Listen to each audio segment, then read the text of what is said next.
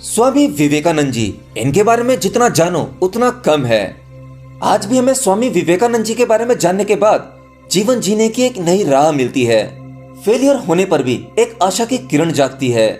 तो चलिए आज भी स्वामी विवेकानंद जी के बारे में एक किस्सा सुन लेते हैं। आप यह तो जानते ही हैं कि स्वामी विवेकानंद जी बचपन से ही निडर थे। जब वह लगभग 8 साल के थे तभी से वह अपने एक मित्र के यहाँ खेलने जाया करते थे। उस मित्र के घर में एक चंपक का पेड़ लगा हुआ था और वह पेड़ स्वामी जी को बहुत पसंद था तथा उन्हें उस पर लटक कर खेलना बहुत अच्छा लगता था। तो रोज की तरह वह एक दिन उसी पेड़ को लटक कर झूल रहे थे।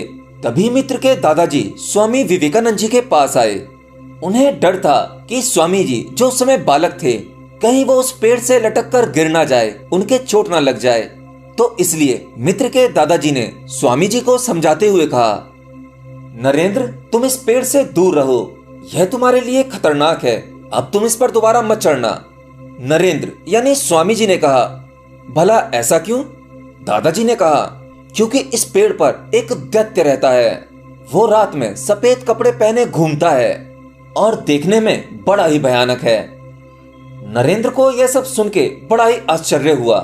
अब ऐसे तेजस्वी व्यक्ति भला चुप कैसे रहे? तो नरेंद्र ने उस दैत्य के बारे में जानने की और इच्छा जताई और दादाजी से कहा कि उसके बारे में मुझे और जानना है। तब दादाजी बोले, वह दैत्य इस पेड़ पर चढ़ने वाले लोगों की गर्दन तोड़ देता है।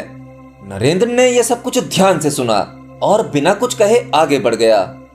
दादाजी भी मुस्कुराते हुए आगे बढ़ गए। उन्हें लगा कि ये 8 साल का बच्चा नरेंद्र डर चुका है, अब ये इस पेड़ पर दोबारा नहीं चढ़ेगा। पर जैसे ही दादाजी आगे बढ़े, नरेंद्र पीछे मुड़े, उस पेड़ की ओर देखा और वापस दौड़ पड़े पेड़ की तरफ। पेड़ की डाल पकड़ी और फिर से झूलने लगे। यह देखकर नरेंद्र का मित्र जोर से चिल्लाया और कहा, अरे तुमने दादाजी की बात नहीं सुनी कि अभी दादाजी ने क्या कहा? वो पेड़ वाला दैत्य तुम्हारी गर्दन तोड़ देगा। बालक नरेंद्र जोर से हंसे और बोले, मित्र डरो मत, तुम भी कितने भोले हो। सिर्फ इसलिए कि किसी ने तुमसे कुछ कह दिया उस पर यकीन मत करो।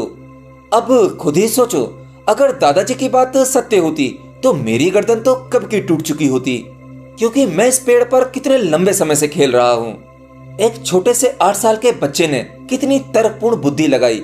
सच में स्वामी विवेकानंद जी शुरू से ही निडर और बुद्धिमान थे।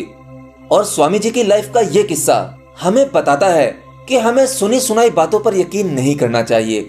ये उस ओर भी इशारा करता है कि हम जो भी शास्त्र वेद पुराण पढ़ते हैं वो सिर्फ किसी और का ज्ञान है, किसी और का अनुभव है। हमें उसको तभी मानना चाहिए जब हम उसको खुद ही अनुभव कर सकें। सुना सुनाया ज्ञान और अधूरा ज्ञान बड़ा ही दुखदायी होता है। यह आपको कहीं बीच भंवर में फंसा सकता है।